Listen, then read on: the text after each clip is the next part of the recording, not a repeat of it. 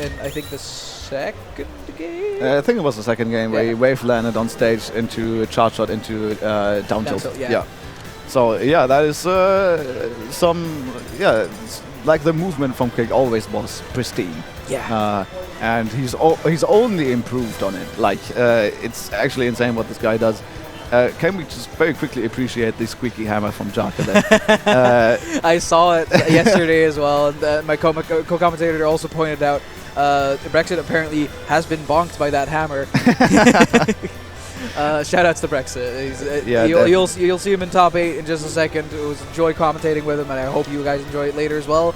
But you will. We see Jaka on stage again. I think coming here from losers, right? That is losers, he got upset like pretty early in bracket yesterday by what was it again? I watched that set. I commentated that set. Oh yeah, well you have no excuse because I don't know. Yeah. But I have an excuse, you know. No, it doesn't really matter, you know, in the long run here. But Jaka now in losers, BeJay in losers as well. I think no, BeJay started in winners, so he's gotten beat. Yeah, he beat Longo on the way here. I know that well. I know that for sure. So I think this is for 9th at the very least. Could also be for top 8 losers side here for Jaka and BeJay. I'm not having the bracket in front of me, so you guys are just gonna have to wait a quick second because Kay is already bringing it up. But yeah, I think I'm on it. Interesting matchup between these two here. Of course, we have the Isabelle from Jaka and the Snake from BeJay. This is definitely one of those matchups that is like generally pretty known to be like very good for Isabelle, because generally you wouldn't really assume that any matchup is all that good for Isabelle just because it's Isabelle. True, yeah. However, this matchup specifically is not fun for Snake. It's like Pocket in general is already like a huge thing that Snake has a lot of trouble dealing with, but on top of that, there's also just Isabelle's mine, which in Snake's like general game plan of trying to like space around with stuff, you really don't want to just like run into a mine. And and not only that, but he also has like these long range slingshots, which don't really, you know. Usually BeJay likes to pull out a grenade, wait for you to approach, pull out a hitbox, and then confirm off the grenade. But with Jaka here, with these slingshots, you can keep your distance if you want to, and just not let the grenades be a thing. Yeah. And, like I said before, this is for 9th place. Okay, it is for currently in loser's side to get into top 8. So if the person that loses here gets 9th place. So it is for 7th, actually. Is it? Yeah, that's how it works, right? It's for top 8. Yeah, math is hard. Math is hard, yes. It is. Numbers are very hard. All right, Jaka coming in with that stop sign there as well, getting us to stop to talk about math and instead focus on the game here. Let's go. Jaka doing an amazing job so far on BeJay here. 128%. And of course, with that up smash, almost killed towards the top, but we are on Toner City, so BeJay is going to live that. And of course, we are talking about Snake as well. That guy just lives. Yeah. We saw both of the grenades that Isabelle just like one was pocketed, the other was with fishing rod. Yeah. But it's not actually going to do a whole lot. BeJay getting back into neutral and just going straight for Isabelle and getting that up tilt, closing out the first stock. I wonder if reflective grenade would kill. Yes. It would, right? Like that's not even close. Yes, it will. Squeak hammer into down smash. Yep, that is a confirm there from Jaka. As soon as you get squeaked, you get dead. Yeah. You can't get bonked by that hammer. It's just an infinite. It's a very hard infinite to pull off, but it is an infinite. And Jaka, of course, on top of that. Yeah, not only that, but it's also, you know, the higher the percentage, the more hit stun you have on it. And thus it also is a confirm into the very fast down smash here from Jaka. So he's going to use that to secure his stock here against BeJay. Is down quite a bit though, but if he can use the range and if he can use the evasiveness that Isabelle somehow has, then yeah, he somehow can. I bet. All right, it's not evasive enough though, as it gets put to the ground and then slapped out with a little bit of a double fist swing right there. The forward chill coming through from BeJay. Ooh, almost getting the back throw into C4. A very classic snake combo, but just barely not able to get that one this time. It always looks cool though. Yeah, it does. It always feels like so planned. I love trying to get that in friendlies if I try to play Snake, but I like always miss it. You feel like so big brain. You're like, hell yes, I had that plan for like 10 seconds ago, and it's just pure coincidence. You like you hope it's like in the right place. I mean, I do have that plan actually sometimes, but then, you know, actually executing that plan is pretty hard, as we just saw from BeJay as well. But the slingshots, Jesus, yeah, hitting like 4 in a row. Woo. But you know, while it adds a little bit of damage, he still has to get the stock at some point, and this is where the Isabelle can struggle sometimes. Yeah. Going for the back throw there, the DI was outwards, which was correct from Jaka, but he's getting caught by that falling up smash, and that's going to be the first game for BeJay 2 stock as well. Yeah, I was talking about this matchup is like quite hard for Snake, but I believe that there is like at least one like pretty prevalent Isabelle in the Netherlands as well, so I bet he has a little bit of experience just from that. And maybe he's played against Jaka a little bit before as well. So it doesn't really seem like he's struggling all too much with the matchup-specific stuff. I'm trying to think if there's a very prevalent Isabelle in the Netherlands. There is, Amber. Oh, okay. And Lala also used to play Isabelle, but I'm not sure she still plays Smash Brothers. All the Isabelles we have, though. Oh yeah, I remember Lala's Isabelle because she absolutely wrecked my face. Anyway, oh yeah, she does that to you. Yes, she does. It was really good. And let's see if Jaka can do the same here to BeJay. We are on Battlefield, which is something that Jaka really likes to go to, because what you can do on this stage is just get yourself to that top platform, get the fishing rod, and kill it like 8. Yeah. With that fishing rod up, though. It is so strong on platforms. It's actually insane. Yeah, it's really strong for sure. It has a lot of knockback growth, but I'm not sure if it's all too easy to hit on top platforms. You usually see Isabelles get it from around mid stage, and honestly, Battlefield is also a very good Snake stage. So I don't really know if this is the best counter pick that Jaka could have taken. And like, up tilt is gonna kill anyway. Nice. BeJay, come on, man. That is something that can also set up into fishing rod, though. That Lloyd rocket, if you get caught by it and Jaka's in the right position, he can set up the fishing rod off that on the top platform. Yeah. The fishing rod is quite huge in just about any matchup for Isabelle if the move functions. But yeah, it's kind of a big if, sadly. But luckily Jaka's very good with using that move. There you go, the grenade is out as well. Jaka having one in his possession, but there you go, not working. That surely would have been the kill, even on Snake here at these percents. I'm not sure it would have, honestly. You don't think? Yeah, Snake is very heavy. Yes, true. Living that down air, up air as well, like 150% after the hit. That's like, he's really heavy. I don't know. Yeah, there we go. Good DI from BeJay, DIing that into the corner there. That is precisely what you have to do. If you DI it towards the wrong side, you just die. So yeah, BeJay doing that correctly right there, and still staying alive at 178%, crouching below the slingshots as well. Very low crouch on the Snake, of course. Yeah. One of the best crouches in the game, so a tool to be used here for BeJay for sure. Yeah, BeJay just looks very comfortable in this matchup in general. Did he get stickied? No. No, okay. Cool. I just say no. I did see the animation for a sticky, but I'm not sure if that's like on top platform or if it just disappeared into thin air. I think he tried for it. Okay, it's on the platform. But he got interrupted by a close range slingshot there.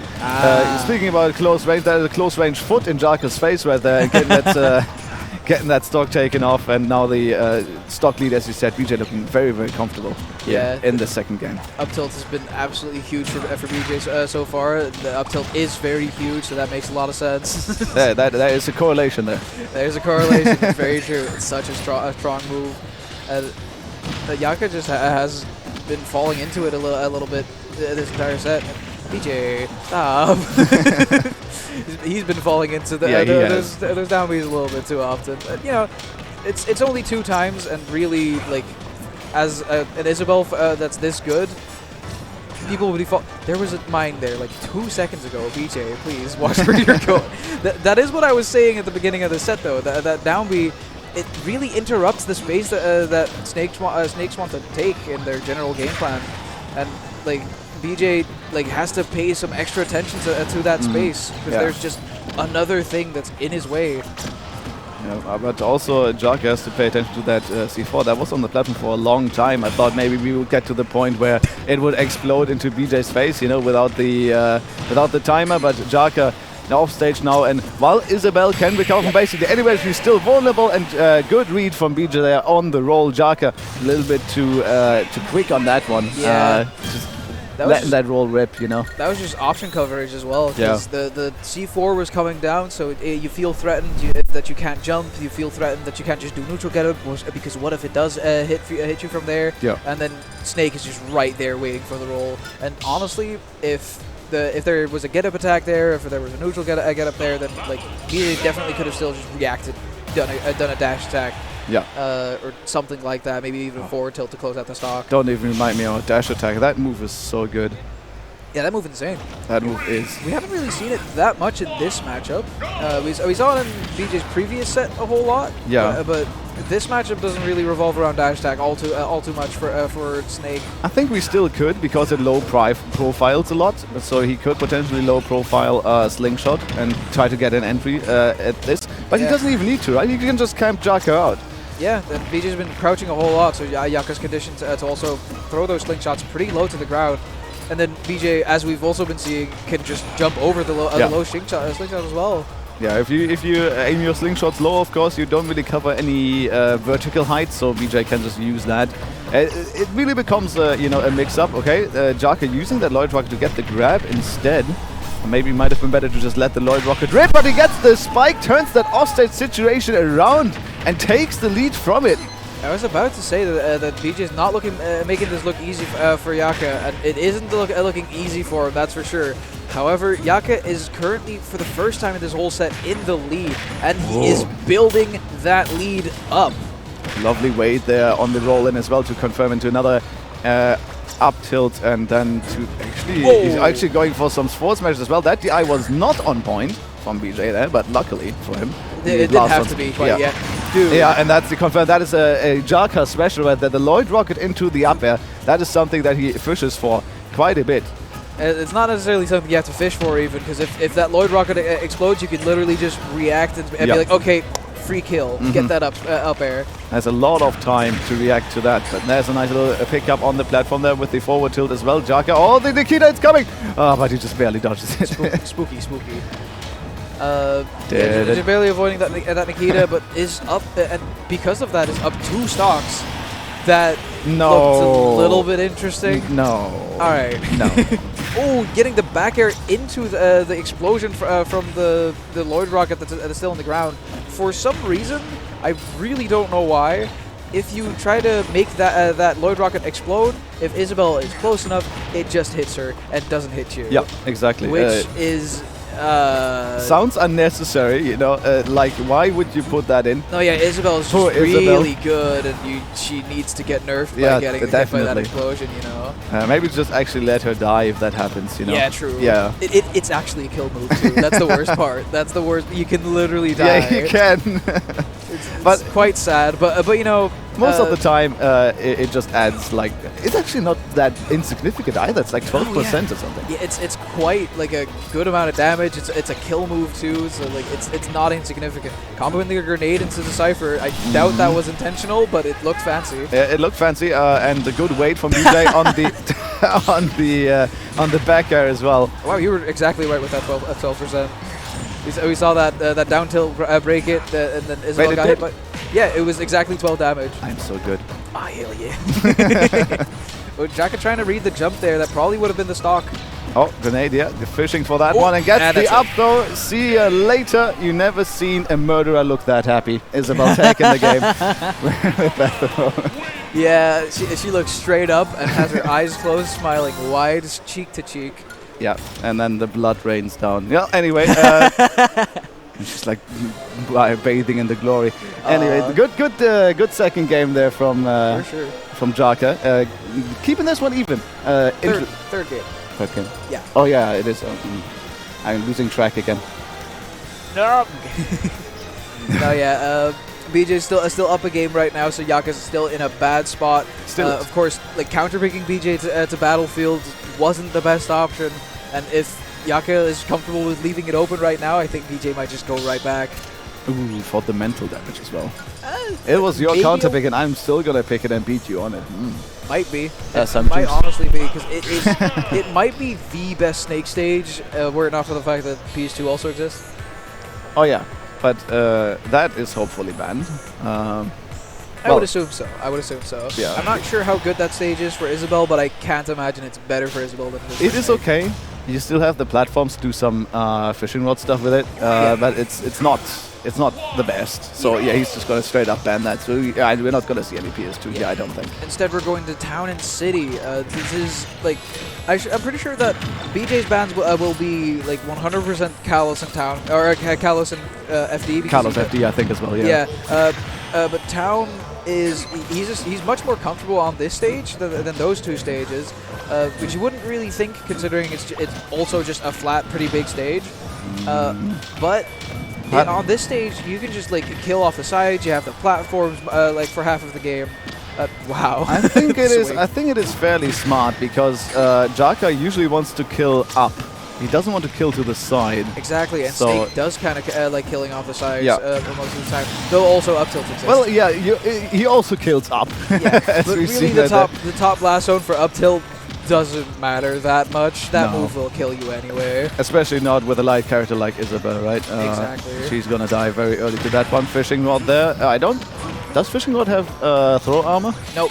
No, it doesn't. Okay. No, yeah. If you throw a projectile at Isabelle at the same time that she grabs you with the fishing rod, then you just get you win the interaction. Damn, sad. Yeah, a little bit. There's so many like tiny things about this character that we can keep mentioning. That's just like, oh man, Isabelle's so sad. Yeah. But she's happy about it, you know. She's like happy to be here in the first place. She's happy to be here. That's very true. Yeah. Anyway, there's a Lloyd Rocket there connecting. That's not going to kill for quite a while if you get the correct DI. I'm pretty sure that Lloyd Rocket was triggered by Jaka himself, right? Yeah, that could be. You can trigger Lloyd Rocket manually. It's not only a mine, but it's also like an actual projectile that you can use at your leisure. Exactly. And yep, there's the squeaky hammer confirming the down smash. Okay, so after losing that stock very, very early against BeJay, he's kind of slowed down the game and brought it way back in a way more comfortable position here. Wow, BeJay's still under like crouched underneath that slingshot with the down tilt. Snake is so low to the ground. People always making the memes about like, oh, Snake should crawl more. I think you mentioned that earlier today. But like, my God, in this matchup, it's so important. Yeah, it is. Okay, there it comes. The no up air connection actually from Jaka there. I think the up air did hit. It just wasn't strong enough to close out the stock yet. I thought I didn't hear the hit, but it doesn't really matter in the end. The stock was not gone in any case. Because of that high ceiling, of course, here for BeJay, with a character like Snake that lives forever everywhere on Town and City with Jaka trying to kill off the top, that is just amplifying the survivability from BeJay and giving him enough time to get these kind of hits here with the C4 and to secure himself the lead, although a very fragile. I think Jaka has the C4 in the pocket right now. No, it's a grenade. Okay. I don't think you can pocket C4. I'm not entirely sure about that, but that was a really good wait by Jaka. I'm not sure what the idea was from BeJay there, but fast fall air dodge into your opponent is generally not the best thing to do. It might have been like a call out that Jaka would run out to the right or to the left to try and cover some other option, or maybe try to jump after him or something. Not working out. Yeah, if that grenade put BeJay into a tumble, that would have been a reset on the platform. I think that was what Jaka was going for, but unfortunately for BeJay, he was at low enough percent so there was no tumble. Yeah. I love the idea though from Jaka to use the grenades from BeJay. It really seems like that Jaka has some grenade confirms. He's been trying for these quite a bit, and now he's going offstage, of course, with the slingshots. That can give him a lot of merit offstage, especially with these blasters being this close. If you can get that ladder towards the side, that stock can go very, very early here from BeJay. Yeah, for sure. Oh, and there's the C4 running into this the Lloyd Rocket again. BeJay really needs to stop just like ignoring that Lloyd Rocket because it is a threat. The next one he gets hit by is probably going to be the stock. Even if it doesn't kill outright, Jaka is right there with the up air usually. And Jaka was almost in a position to actually get that up air there. It was so close to BeJay losing this game. And now we are more or less to a last hit situation here. Jaka's going to just try to get the distance. He gets the jab until the forward tilt, and that's going to be the confirm that takes it. BeJay 3-1 over Jaka and securing himself top 8 loser side, and Jaka unfortunately out at 9th. Wow. Great stuff from both players. And I believe that is the last set to get into top 16. Or top 8, I'm sorry. So you get to see a little bit of a trailer before top 8 finally happens. And I think that's going on right now. It's going to be a trailer about a very large